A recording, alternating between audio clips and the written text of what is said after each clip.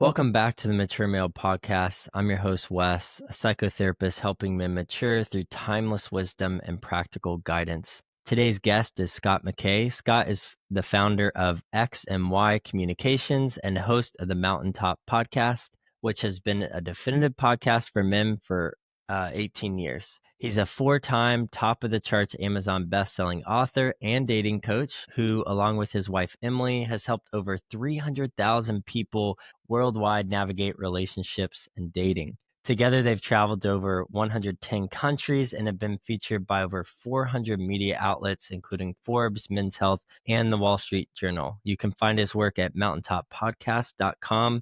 Scot, welcome to the show. Thanks for being here. Thank you, Wes. It's my pleasure to be here. It's an honor. Excited to chat today. So you've been observing how people approach relationship for years, and I'm curious what shifts you've noted recently. It seems like there's this paradox where we have more ways to connect than ever, yet people are reportedly feeling lonelier and more disconnected. So how has the focus on relationships changed, and what are you seeing in terms of people who are actually prioritizing versus what they say they want? Prioritizing what people are prioritizing versus what they say they want. I think one of the big shifts is people will tell you straight up that they want to be selfish. I want someone to do my bidding. I want someone to make me happy. I want someone to have sex with. I want someone because I'm lonely and I want to kill the pain. You mentioned, the online realm, dating apps, dating sites. That has changed too. So I think that I owe you a 2-part answer in this discussion, basically. Let's talk about from a foundational perspective, okay? If you're talking about just dating and hooking up, et cetera, I'm not even sure that's a whole lot different in terms of the people's mindset going into it nowadays than going into a relationship. But let's talk about it from a relationship perspective, because I think that'll bring more clarity to the conversation. People don't get married and have 50th wedding anniversaries. And, they're not even planning on it. We've gotten to a place where not only is our relationship with our significant other almost, for lack of a better word, disposable. I mean, that's harsh, but man, woo, you see it all the time. Everything, especially since COVID, has become very transactional. I don't think as many people even comprehend, let alone are looking for a relationship where you're there because of the other person. You're a team. You want what's in the other person's best interest, and together you thrive because you're together. That thrill of giving, the thrill of being there for someone else, not being a doormat, not being a people pleaser for some narcissist. But I think perhaps not coincidentally, we hear the words narcissist and gaslighting bandied about nowadays freely. And most of the people who use those words, I think, are, if they're not using them ironically, are usually the people who should look in the mirror. It's amazing. The people who are the most selfish are the ones who are complaining that someone else wants something. Or, the person who is telling us that it's all someone else's fault is often at fault. And, I mentioned that line in the sand that was the COVID lockdowns. I believe we've been headed in this direction for decades. I mean, if you go far back enough to like the 80s, it was the Me generation, and Self magazine started, and conspicuous consumption during the Reagan years, because with that economic opportunity and post-modernity basically dawning at that point, people that said, hey, things are pretty well. And you probably seen that continuum of good times create weak men create bad times create strong men create good times. And it's kind of a sine wave over the course of history. You seen that before? Yeah. I think a lot of men have become complacent. We don't man up anymore. So we shouldn't be surprised when women came and hijacked that role and branded us toxic and told us to sit down, shut up, stay in our lane. The Me Too movement, everything that happened, mid 2000, I think it was predictable. But once we got locked down with COVID, everybody kind of went, well, for the next year and a half, 2 years, I got to keep a mask on if I go outside. I can't talk to anybody. Everything is going to be here in my house, at my desk, on my smartphone, and I'm all alone, get used to it. And some people, I think, started realizing this is great. I could just live for me. And it became a habit. So not only did our social muscles atrophy, we really got very comfortable with almost institutionalized selfishness. We do what I call door dashing our way through life. So here we are back out in the present, going and attempting to get a relationship with someone. And it's like, okay, what do I want? What's in it for me? What's this person going to do for me? And I think people do that with a complete blind spot that there's someone else out there who perhaps has the same agenda. So you have two people who aren't even collaborating or cooperating. They're at best it's best a co-opetition. Like, today I'm going to win by getting what I want. Tomorrow, if you win, you know what? Shame on me. I think we've got to a point where it's not even thinly veiled anymore. It's outright. People, I think, have been selfish going into relationships for ages, but they were somewhat ashamed of it. I think it's shameless now. So there's that. Okay. Online dating and apps. Okay. Now you mentioned that I'm a dating and relationship coach. I also do quite a bit of career coaching nowadays. So I kind of hybridize that because if you think about it, career, workplace, and relationships and dating are remarkably similar. So there's a lot of crossover there. And I have people tell me all the time, I need help with both. And you're like the only coach out there doing that.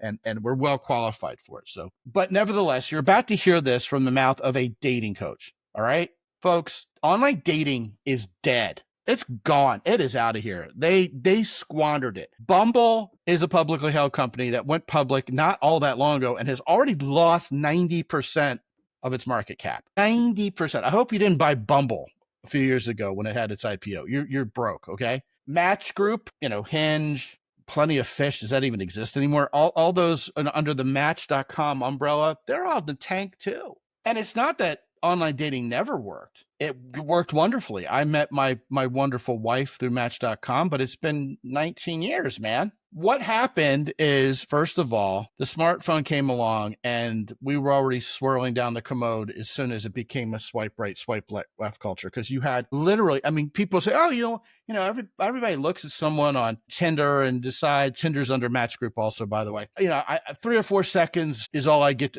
3 or 4 seconds, it's 3 or 4 milliseconds. You look at the picture, go, nope, yeah, okay, nope, yep. This is literally the consideration we were giving since the apps took over. People who we would be in a relationship with, our significant other is insignificantly selected. Oh, that's been going on. If you're under 30, that's all you know, basically. Now, along comes AI and all these enhancements where you can get your pictures done. You can have ChatGPT write your narrative if you're illiterate. You can be whoever you want to be. Where the bottom fell out of online dating is we're not even who we say we are anymore. The so-called beautiful people are frustrated with online dating. People who are getting dates off of dating apps, who are few and far between because it's just nonstop frustration, are meeting people and they're not who they thought they'd meet. And then they all want what they want from each other and they don't. And it's just pure frustration. So a lot of men and women are just not dating anymore. I don't know how edgy we can get on this show, but the porn is really good, saith a lot of guys. It's better than any chick I'm ever going to actually meet who's going to actually want me, because actually, there's something wrong with me. Women think there's something wrong with them all the time. And that media-driven image is perpetuated ever since television, print ads, goes back to Ogilvy and cigarettes. It's you have to be this kind of woman or men aren't going to want you. And all of that stuff has always been classically hard and expensive to attain. So, you asked a really, really big, heavy question, and that was big, heavy answer. But hopefully that covers it for you. There's a whole lot more we could talk about there, too. No, I appreciate you saying that for a few reasons. One, I met my wife on Hinge. This was 6 years ago. That's caveman days of online dating apps. Yeah. Exactly. And, even then, we were in New York City, and we both took it, let's say, more serious in the sense of we didn't see it as entertainment. But I agree, the swipe left and right, especially if we're talking about the visual system, and essentially it acts like entertainment. It's a form of social media. Someone's not actually dating. They're looking to, in my estimation, usually fill a void, fill time, desensitize, and they're not actually going about it. And I agree. I think that it's such a mess. I am curious your one thought here, and then I have some follow-up questions regarding online dating. But, going back to the selfishness, I often hear that a lot of young people say, well, I should get what I want, when I want, how I want it, aka, embodied in that vice of selfishness. Do you correlate not wanting to get married, being in polyamorous relationships, which has also skyrocketed, sexual orientation, expression skyrocketed, all these things that are coming onto the scene in, let's say, a prominent way in light of time, dominant? compared to how much they were throughout the history of people being in relationships, right? Do you correlate that selfishness with those trends at all, or do you see them separate? Well, that's another incredibly loaded question. The trend towards the trends you're talking about are all, and at the risk of me putting my tinfoil hat on, I just think, at some point you're foolish not to see what your lying eyes are telling you. Over decades now, there's been an assault on masculinity and an assault on the family. And if that sounds a politically loaded statement to you, I invite you to hear me out. The bottom line is there are fewer families. There are few people wanting to be families. The selfishness that we talk about is born, among millennials and Generation X, basically, and onward. Millennials, Gen Z, from divorced parents fighting to spoil the kid harder. I'm going to win this kid affection now that we have a broken home by buying them more stuff and winning them over compared to the ex who I can't stand, which is very confusing and very, very impersonal, actually, in the eyes of the child. They're watching mom and dad who can't stand each other shower me with stuff and trying to win me, which makes it all about competition and makes it all about acquisition. And that's the model we're raised with.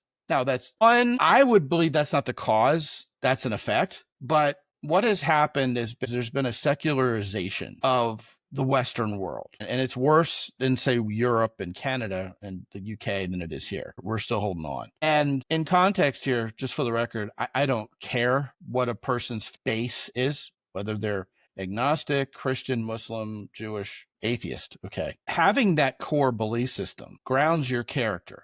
It tells you what's right, what's wrong, what you think is good, what you think is evil, and it gives you hope. And I think we're hardwired for hope. None of us are. The idea of mortality seems like a dirty little trick. We all want to live forever, and everybody wants hope. They want eternal hope. Something strange happened over the last 50 years. And it's not like we'd never seen it before, because we've seen it before in Marxist countries where the idea of faith in a higher power is erased and replaced with humanism, self-worship, which becomes politics. That's why you see this dogmatic conversation in politics where no matter what the Democrats or the Republicans did, it's either all right or all wrong. Even if they did the same exact thing, we were right and you were wrong. I don't know what the backlog is on this show, but currently something very awful happened about 30 miles up the road from where I live in San Antonio, Texas. We had a flash flood come through in the middle of the night and just wrought devastation. It's really not dissimilar to what happened in Western North Carolina about a year ago. But who's blaming who has flipped because of who's in charge politically. And I just think that's bonkers. And people will not come down from that if they're of this politicized religion. That's hugely responsible for what we're talking about here. The linchpin has allowed us to put ourselves first. Our hope is in something that can't save us. Who you voted for and whether you believe these cuts in government or how much money we're given to Ukraine. Who talks about Ukraine anymore? I mean, it used to be the number one thing on my mind was if you don't support Ukraine. Now we all didn't like Elon Musk. And now we've gone from that to Palestine to now we've gone. I mean, it's if you have a new flavor of the week that's using up all your headspace, you don't have any character. You don't have a character. You don't know what you believe. You're following the herd so you'll fit in and you're belonging nowhere. So how in the world are we supposed to go out and meet someone we're compatible with fundamentally if we don't even know how to sort out our own selves yet, vis-a-vis everything we've been taught? And over the course of COVID, what did we do? We sat here and we were taught, through headlines and media, what the world's like, when really the first thing everybody realized when they got back outside, took their masks off, and had the guts to talk to somebody is we're actually all just wanting to live our life. We don't really all dislike and fear each other. We just want to live our lives. Yet that's not the media narrative. So you have men going their own way. You have angry feminists. I don't even men and women are adversarial by nature nowadays towards each other when they're actually supposed to be in partnership by divine design. There's no denying it. It's how babies are born. So there are a lot of things that have been made backwards and out of sorts by the media-driven culture. And I believe that the assault on masculinity and the assault on the family is because when you have a cohesive family and there's a man in charge, there's groundedness, there's provision, there's protection. And in the absence of that, there's a vacuum. And when there's that vacuum, what steps in? So I think a lot of us have been swindled, and I'm sure plenty of people are rolling their eyes, but this is all self-evident. You don't have to think real hard to see this. Clearly, men and women are designed to be in partnership together, and yet we've been made to be adversarial. So why should we be so surprised nobody wants to get married? Everybody, also, you have to go to graduate school. You can't just go to college. So the idea of adolescence, adulthood being hurried upon 10 and 12-year-old children, by the way. They're not allowed to be children anymore. You got to grow up, wear makeup, and look sexy for 7th grade.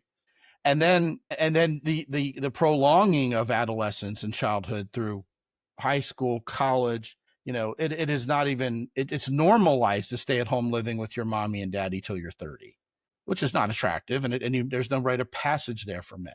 You don't go from being taken care of by your mommy to being the man of the house. That switcheroo doesn't take place. So again, wonderful question with a very complex answer. But if you look at how all those puzzle pieces fit together so perfectly, it explains a whole hell of a lot as to why men and women and collectively our relationships with one another are in the state of affairs that they're in. Yeah, I agree. And I appreciate you naming the political component, especially because we're seeing that as the most strongest correlating factor in the divisiveness, Yeah, it meaning is. men are becoming, more and more conservative, women more and more liberal. And it's not that I think you're right. You can't find all your identity in a political structure because let's say it's a man-made institution and structure. So therefore there's no transcendence to it. And it's only as true in and as far as what could be created by a human, which ultimately falls short. And we're seeing this divide, which before it moved from, of course, we're different. One, biologically, but two, in our ideologies and our upbringings. I'm sure you and your wife have many differences, right? But the core difference Yes. is you are able to say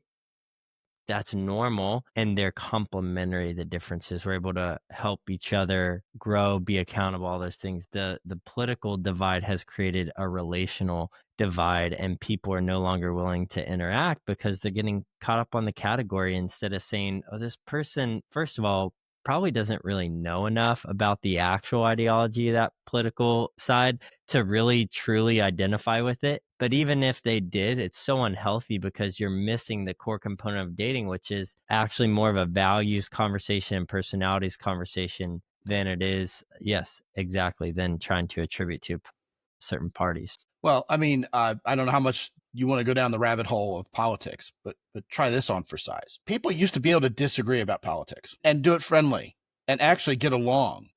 Supreme Court justices used to be able to get along and have lunch together, regardless of what the ideology was. To this day, and this is part of the uniparty argument.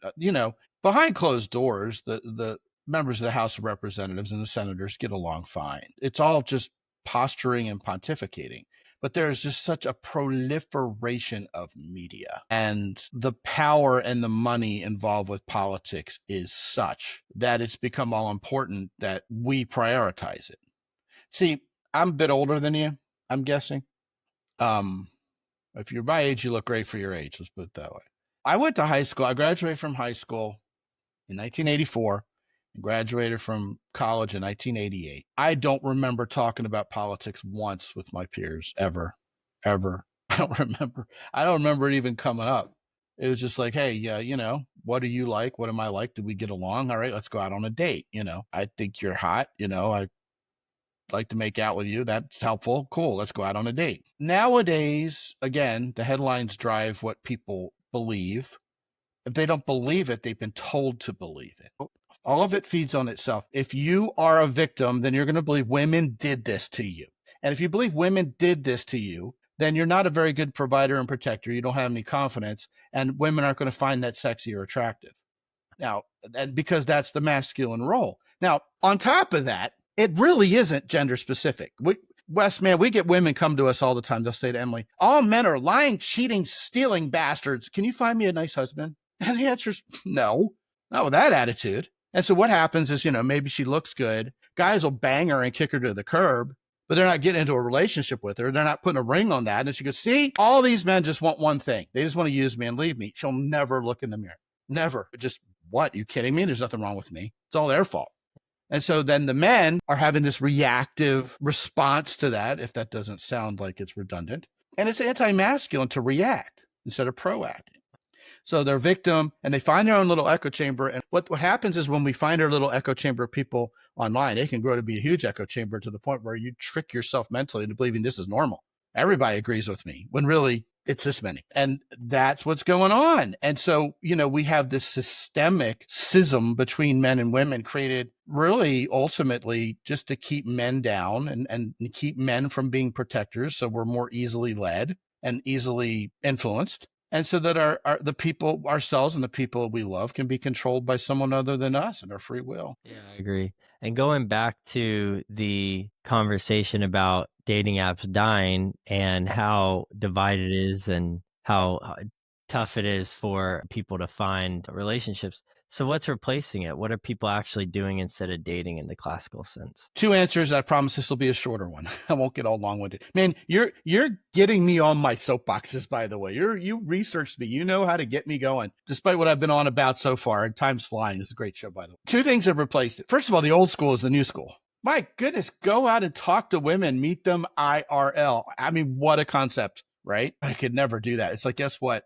If you are respectful, you give women space, you're not trying to push a bunch of pickup artist tactics on her, which, by the way, is deader than online dating. I know people who are still trying to teach PUA and they're still like reprinting things from 2000. And it's like, dude, this isn't working. If you give women space, if you actually like women and you talk to them, you're going to find they're mostly very sweet and adorable and are glad you talked to them. I mean, you can look at me. I'm not like a gorgeous dude. I'm not like gracing women with my presence. And by the way, gentlemen, women don't want a man who's prettier than they are anyway. So, about 90% of us are just average looking dudes anyway. So the 5% of us who have been blessed/cursed with movie star looks sometimes, and I've heard it firsthand, they have a harder time with women because women think they're, going to be unfaithful or I feel like I got to compete with this guy. So there's that. Okay. The old school is the new school. Second one, I think is incredibly, incredibly underrated. Okay. Yeah. You know what? I get it. Your smartphone, your computer isn't going anywhere. So now you're faced with the fact that this modality, this model of online dating apps is dead. And basically the app companies killed the golden goose. They figured, hey, we make more money if we can make people addicted to this without actually creating any connections. Because as soon as two people meet and pair off, they've lost customers. So they got really greedy about this. They followed each other's model and everybody went, wait a minute, I'm getting used here and this isn't working very well. And next thing you know, they're out of business. But we still have the smartphone. We still have the computer. How about this? Think literally out of the box. And what else can you do with your computer and your smartphone besides an online dating app? And the possibilities are myriad. There's an app called Time Left. You familiar with that? No. Time Left, you pay them $30 and they set you up with a dinner party with 8 people who think and talk and believe like you do.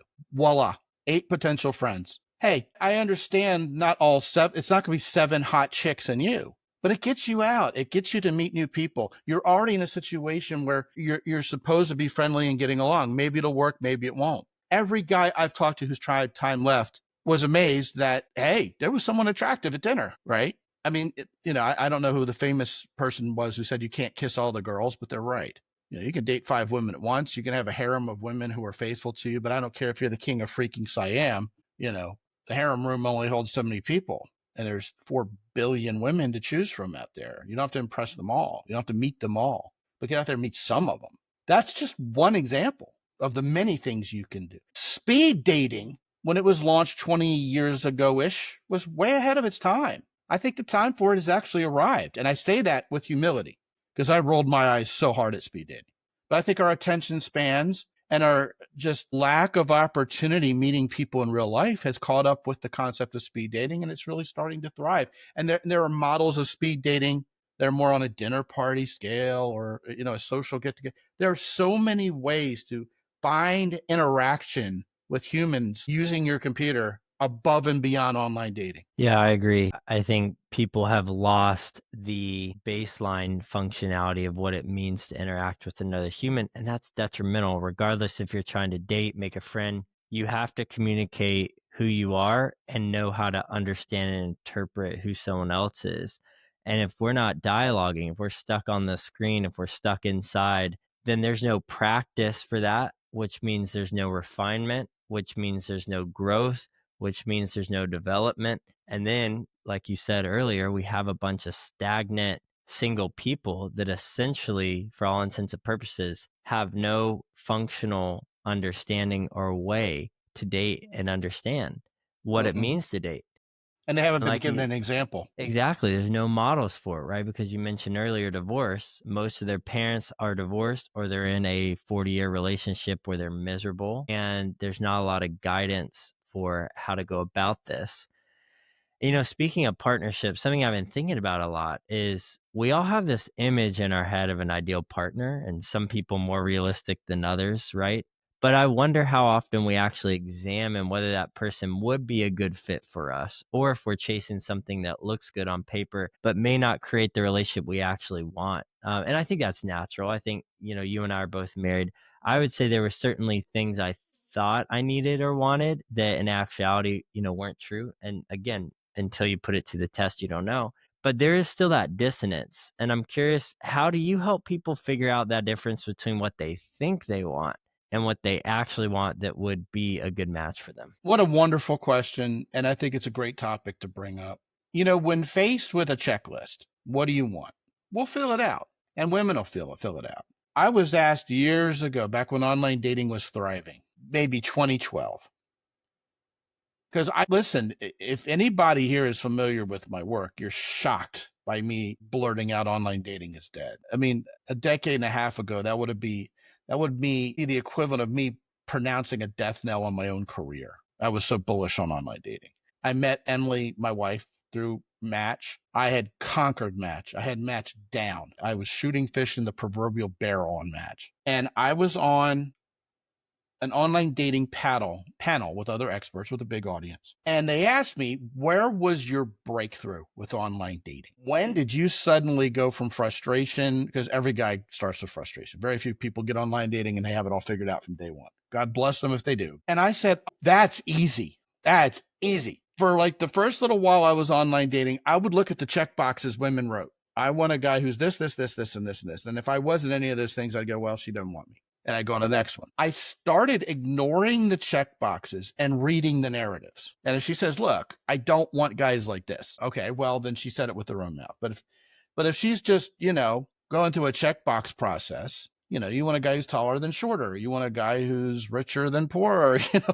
It's a common thing. And then what happens is in person, because we're all individuals, and because a lot of those boxes aren't there to be checked, by the way. What do I mean by that? Well, we're taking a pretty serious tone in this particular podcast, but I'm very funny. I'm very quick on my feet. I've worked on humor. And so I have a knack for making women laugh. And it's all conquering. It's all conquering to make women laugh. And there's no checkbox, as there ever been a checkbox, actually, on online dating with how funny is he? But it's all conquering. It's just, it's all these looks based, faith based, political, like the political one came up. And, everybody, and again, we'll start blaming the other gender because we want what we want. But if they don't want us, well, a shame on them, So the same guy who's complaining that you can filter out short people on match.com, now he's, makes fun of porn girls who have anything less than C cups. I mean, it's like we don't, there's no self-awareness there. Well, self-awareness could be another whole podcast episode. Have me back and we'll just talk about self-awareness. By the way, I have a good one on my Substack about self-awareness. It'll make you laugh. And so we have these check boxes and we think that's what we want. Then we meet someone and all the check boxes go out the door. I have a story I love to tell that comes from probably the wealthiest guy I've ever coached. And he's in New York City. And the gold digging scene in New York City is thriving. Okay, there's a lot of gold digger chicks who want to marry a rich billionaire, and they want you to take them out on a date to some rich restaurant or some Michelin starred place, and they bring a checklist. And I mean, I need both hands to count the number of guys who are of means in New York City who I've coached who have this same issue. All right, so the guy tells me the story about this chick who took him out and broke out the checklist, and he's like, "Okay, bring it. What do you do? What do you do for a living?" He goes, "Well, not much." She goes, "Well, what's your job?" He goes, "Well, right now I'm unemployed." She goes, "Are you kidding me? What did you W-2 last year?" personal income tax, I just didn't submit a W-2 last year. And she took her fork and threw it down her plate and goes, God, you're wasting my time. She got up and she stormed. About 3 or 4 months prior to that, he had flipped his company for $100 million, 9-figure net worth. Okay. He was a 100 millionaire. So no, he doesn't have a job. He's currently enjoying having flipped that company until he gets his next venture when he gets itchy for another one, and he's seeing the world and having a good old time, going on dates. And no, he doesn't fill out a W-2 because there wasn't income per se. His tax documents he fills out are on fact, are about a corporate, and it's all under shelter, and it's not a W-2 he fills out. W-2s are for you and me. And she was so short-sighted with that checklist that she let a 100 millionaire. She got disgusted with a 100 millionaire, and he laughed about it. He goes, "Well, I dodged that bullet now, didn't I?" I said, "You sure did." And that's just such a wonderful allegory of how screwed up this is. And I ought to tell you, whenever I mention the height filters and things like that, men bristle because it seems like height is something we can't control. And a lot of guys really, really they're very angry about it. Something just came out. It may have even been published by one of the aforementioned dead dating apps where they asked women what height of a guy was acceptable. And a guy 5'11" was unacceptable to 85% of the women. A guy 6'1" was unacceptable to 50% of them. And actually 7-foot tall guys were more acceptable than 6'1" guys. And if you're under 5'11", it's a cliff. Just forget about it. And I had a good chuckle at that because I'm 5'5" 3/4", and I've never had a problem with women once I figured out how to attract them. Never. Not once. I mean, if a woman, so again, once I started not paying attention to the check boxes on Match and just writing women and being funny and, and I'd go out with them, they'd all want second dates. It's just, I don't like, I'm not the kind of guy who has to prove anything. I actually don't like women taller than me. I like cute. I mean, cuteness is queen with me. I love cute chicks. All my celebrity crushes are the cute girls, not the statuesque ones with cheekbones. And, I take women out who are 5'1", 5'2", and they fit when I hug them, and I like them, and that's what I like. And they get over themselves if they wanted a tall guy. They forgot they checked that box. Does that make sense? Yeah, and I think that's right. I've heard that stat too. So wadded up over it. Like, how Well, dare these women? women get literally short-sighted, if they're trying to go under 6 feet. I think there's as I did hear a podcast on this, someone brought up a good point. I think there's some subconscious biological precedence to that, which is that women want someone who physically can look out for them, that protects them. And so I don't think it's necessarily bad, but to your point, it's not realistic. This dating coach had suggested literally lower your standards and, put the filter on 5'6", 5'7", and Well, I don't recommend anybody lower their standards. I just think that your standards and to go back to your original question, Wes, about the check boxes, what people say they want versus what they really want, right? I think these superficialities are completely negotiable in real life. I think, if you say to yourself, I want someone who prays and votes and eats and spends money and parents the way I do, or else we're going to be fundamentally incompatible in a relationship, I think that's more grounded, with apologies to, James Carville and Mary Madeline, who are political opposites professionally and have been married for years and years and years. I mean, that happens. But I think measures of actual cornerstone foundational compatibility, that's one thing. But I mean, I think you and I both, if we sat here and it might be a fun conversation to have, and we said, all right, this is weird science. If you've seen that movie, remember it. Build your dream chick. I would be able to do that for you. And then if I were single, I'd go to the grocery store this afternoon and see a completely different woman who just does it for me, who I wouldn't have seen coming. And from a physical perspective, she would make me just as happy as anything I dreamed up before I'd ever met her before. That's fact. And I think women are the same way. Yeah, I agree. I think within that, what I'm hearing is, and this is my sense of it, you absolutely need a checkbox, but it should be grounded in the core essentials that are values and lifestyle based things that are going to affect your day-to-day life. That example of that 100 millionaire, I also think is a little bit more obscure. The average woman is certainly not, doing that. But I think within that, what I got was it is detrimental to solely define what you're looking for based on idealism instead of realism. And if you're not getting out there and actually dating, if you're not high in the trait of openness on the big five personality trait, and you're not giving yourself a chance to be confronted with reality, then you don't really know. And then, No, if if you're you sitting at home swiping right, swiping left, and never leaving the house, then of course, yeah, that's so ironic and so true. Yeah, you nailed it. Exactly. So I do think that, first, I think even though dating apps are dead, I think the one last hope would be to use them with the sole purpose of getting in person as quick as you can. I mean, that's what I did. And it struck me. That's what my wife actually said set me apart is she said, you didn't just hang out, try to have small talk. You thought I was interesting enough and you said, all right, great, let's grab drinks. Let's do it. And she Yeah, was we caught got off guard.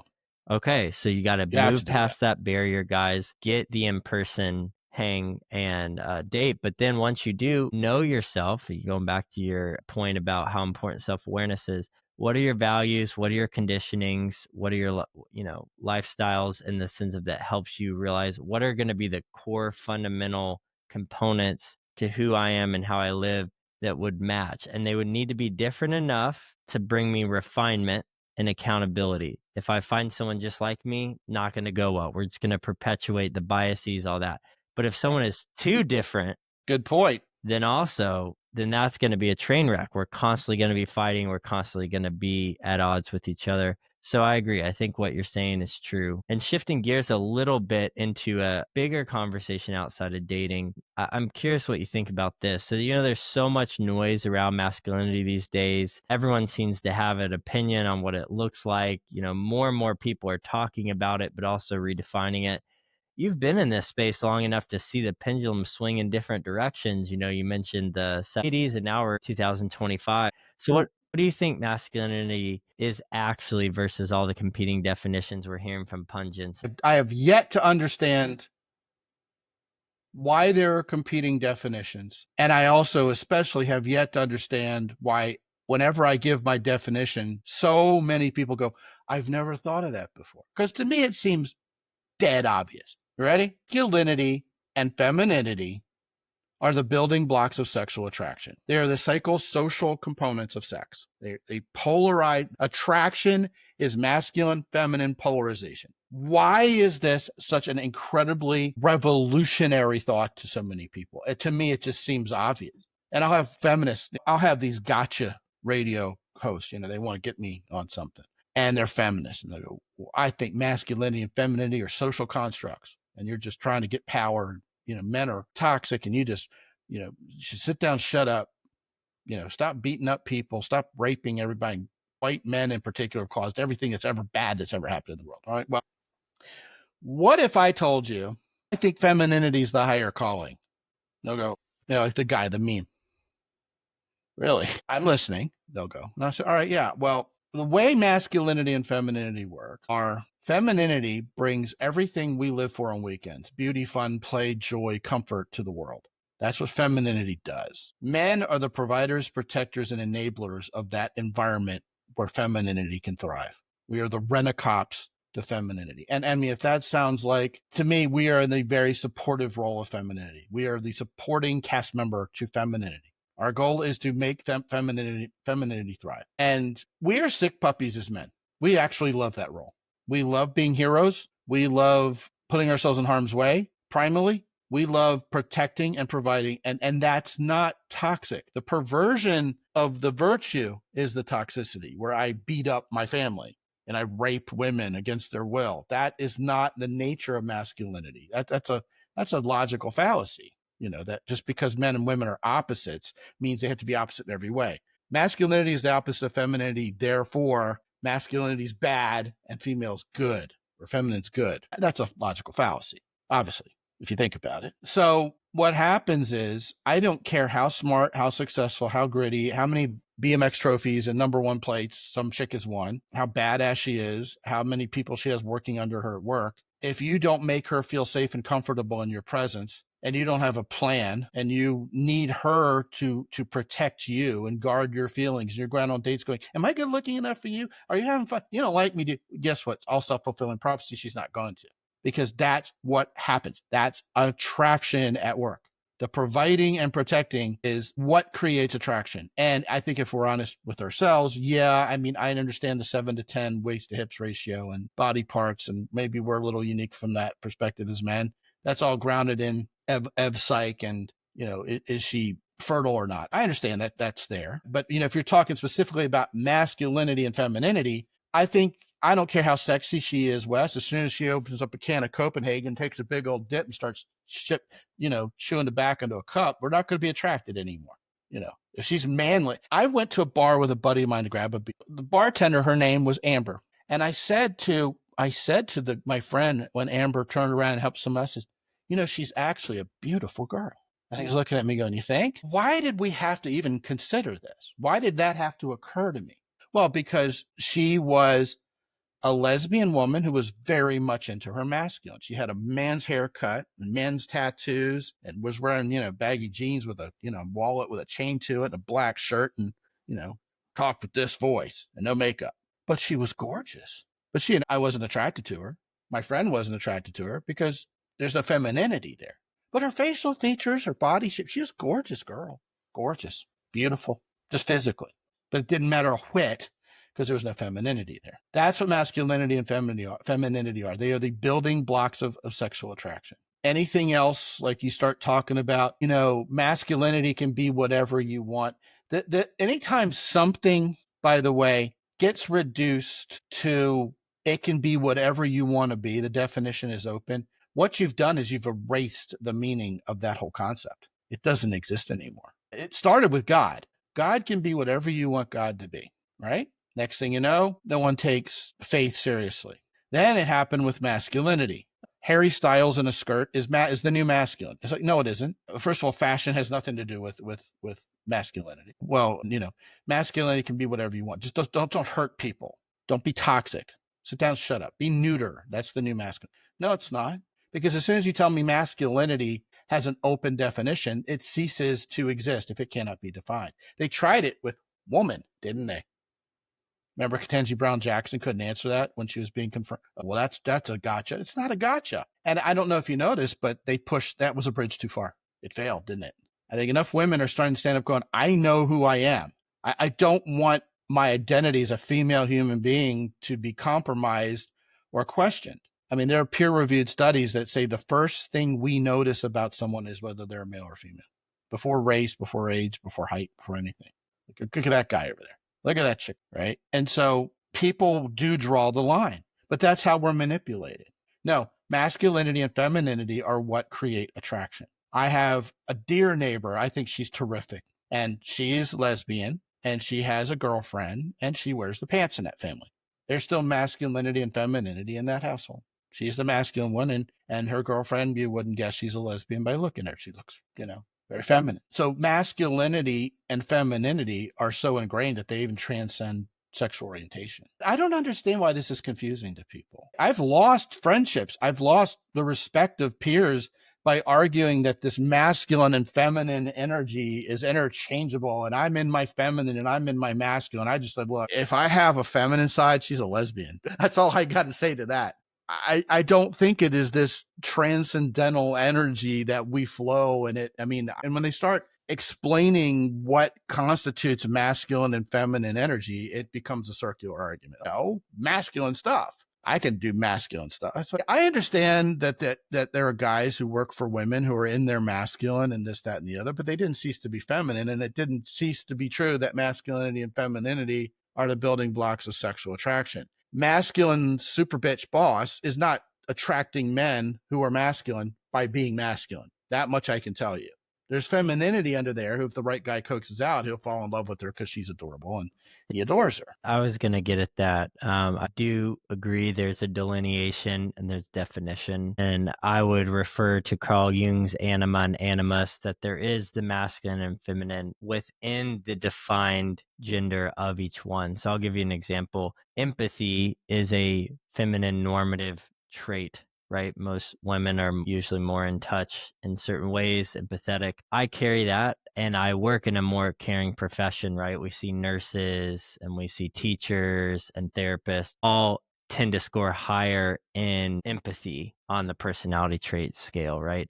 Well, it also happens to all be women dominated fields. But the way I show up within that is still masculine and it's still presented in that way. So I think that has been a helpful way for me to see it, which we absolutely need to start with some sort of point of reference, some truth, some definition, some category. As you said, when it means everything, it means nothing. And within that, there are variations of expressions. And thank goodness we are moving as a society to get out of what some have called the man box. And, I'm not saying that's a perfect framework, but essentially, not all men look like just this, but we need to at least have some sort of baseline that we're working within, and then to honor the different expressions of what that looks like within that baseline. Well, with apologies to Carl Jung, let me throw a wrench in the machine. I think compassion, you mentioned empathy. I believe compassion is a masculine trait because to me, compassion is doing something with empathy.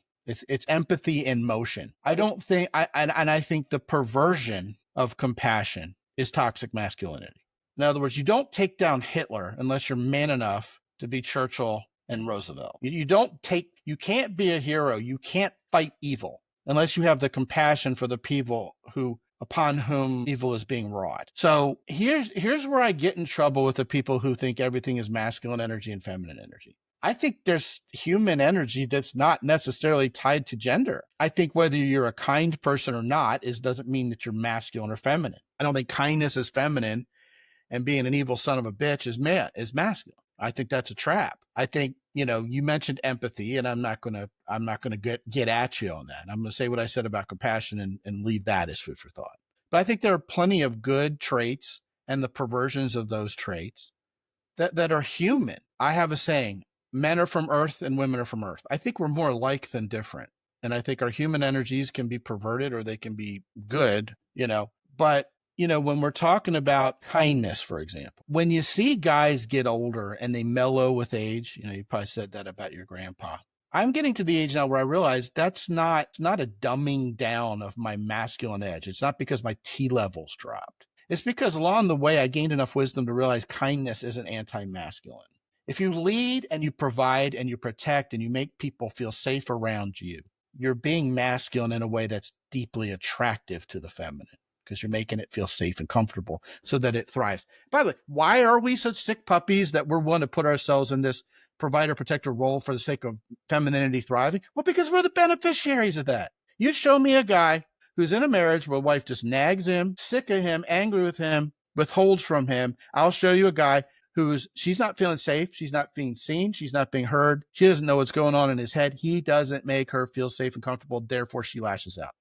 But what do? We live in a culture where it's like, oh, it's their fault. It's his fault. Well, this woman's she's a raging bitch and I married the wrong chick. Now, you know what? Lather, rinse, repeat. You two get a divorce. You get another girlfriend. It's going to be the same thing. You're going to go, see, all women are alike. I'm just going to go my own way. That's not how it works. Why do we as men, why is it so magical for a man to actually believe in providing and protecting? Well, because then the women feel safe and secure. We're the beneficiaries of the love, joy, play, fun. Most men are allergic to fun. We've taught ourselves to stay away from it. It's not masculine. Be stoic. Stoicism has nothing to do with taking yourself too seriously. That's another meme we've been sold. Yeah. I would maybe alter that fun and say I actually see when men are around other men, they do have fun because they feel safe enough to do so. And it's primarily expressed through the humor. So I would say that I agree. But let me just say, I think most men work too hard and they don't give themselves permission to go play. well, they take themselves too serious, certainly. Take themselves too seriously. Yes. No, I totally agree. And I would say, going back to that question about the energies, I hear you. And I do agree that, let's say, at the core natural definition, these are just human. But let's say placed within the context of society and how we understand certain definitions of characteristics, I think there are more, that's why I said normative, that language. I'm not necessarily saying it's natural. So I think over society, we've learned to say like, okay, women are more empathetic. Here's how they express it. I think there's trends. I think there's nuances too. 100%. And another example on the male side is challenge, right? Being assertive. Oh, yeah. If you've ever worked, and I'm sure you have, as I have, with what we call the nice guy syndrome. when a man It when a doesn't make man women feel safe and comfortable. exactly, Being but there's assertive does. there's this passivity to it that often is expressed in what I would call a more feminine normative way Yes, instead of right. owning the assertiveness, the decision making. And like you said, the woman ironically is not looking for a man to take the back seat, but the front seat, not because he has all the answers, not because he's meant to control, dominate, and solely lead, but because he's providing some sort of safe and secure, predictable structure that a Yeah, woman can exactly. be herself within. And then there's this, what I would call sparring partnership dynamic, where the refinement happens and then you work together to arrive at a collective decision you otherwise wouldn't, instead of her just having to make the decisions. Well, yeah, I mean, and that's respecting the agency and the intelligence of a woman as a co-equal, Yes. respected partner. And see, that's why that's another, to me, that's further evidence that there are human qualities, not just always masculine, feminine I ones. agree. At safety and security, that's why Mr. Nice Guy fails. Because when you're Mr. Nice Guy and you're a people pleaser, the people pleaser is worried about approval. If you're counting on this woman to approve you, she's your mommy, she's not your lover. And she can't feel sexually attracted in that environment. Always ask yourself two questions if you're a guy and you're interacting with a woman. Two questions. First, am I putting her at ease or am I making her feel uneasy? This in coaching sessions has changed lives. Just that, when guys are going, God, if I looked everything through that filter, all these little subtle ways I act and think and say, and the things I say to my wife or my girlfriend would change if I just filtered it through that. I'm leaving. This is an argument. You know what? I'm gone. I'll see you when I see you. I'm not coming. Maybe I'm not coming back. Screw you. And she's left. It didn't help. I mean, you could say, look, this is getting a little out of hand. I need to go collect some oxygen. I'll be back in an hour. Don't worry, I'm not going anywhere. I'm just going to go to the grocery store and pick up a few things. I just need out of this conversation right now, but I'll be back. That would make her feel safe. That is how that conversation changes, just by putting it through that filter. Second question, am I carrying her or is she carrying me? Like, does she have to assuage me? Does she have to, protect my poor little feelings? Or, am I a man of character enough that my yes is yes, my no is no, right? Etc. Am I the one in a protective, providing role here? And I think you said something magical. A lot of guys think providing and protecting, that sounds a lot like controlling jerk. No. Do you know what the difference is between a provider and a protector who's attractive to women and a controlling jerk? Who are you acting in the best interest of? If you provide and protect in the best interest of your wife and your family first, you'll be beloved. If you take the last $600 in the checking account between now and payday and go buy a new golf driver with it, and they can all starve themselves, well, you're not providing and protecting, and she's going to nag you. And you're going to say, wow, I married this awful woman who's mean and nasty. That's how that energy works. I do believe there's masculine and feminine energy. I just don't believe the whole world is composed necessarily of masculine, feminine energy to the exclusion of non-gender based human energy. Yeah. Let me mention something that I think causes a lot of people to think. Fred Rogers, commonly known as Mr. Rogers. If you saw the movie about Tom Hanks, with Tom Hanks being Mr. Rogers, he did a great job. And it was kind of like a BTS, behind the scenes, about being Mr. Rogers was very kind, very soft-spoken, had a way with children. And, there's these old wise tales that he was like a sniper in World War II. And none of that's true, by the way. He was never in the military. He was a Presbyterian minister. I think Fred Rogers is deeply masculine. I think he's a man. And his wife adored him till he died of stomach cancer. And he has got two sons. I believe they're sons. And they said it was hard growing up with Mr. Rogers as your dad, but we love our dad. And everywhere Fred Rogers went, he made people feel safe and comfortable, and he built people up. If you've seen the movie, he challenged you.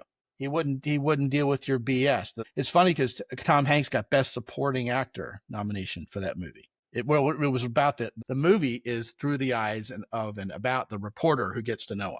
Right. And Fred Rogers takes an interest in the man who's interviewing him and asks probing questions. And it's not Mr. Nice Guy stuff, but he had a calm kindness about him that was contagious. Yeah. Look, he's not a Navy SEAL. Chris Kyle is masculine too. All right. Fair enough.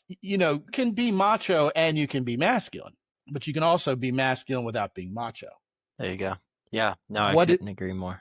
I have coached Navy SEALs personally, and I finally asked them, I said, I don't think I'm bad, don't box, no karate. I am no Navy SEAL. Why do you guys keep hiring me? They said, well, we don't need you to be a Navy SEAL. You know, you're one of the best in the world at helping me get better with women. And that's where I need to grow here.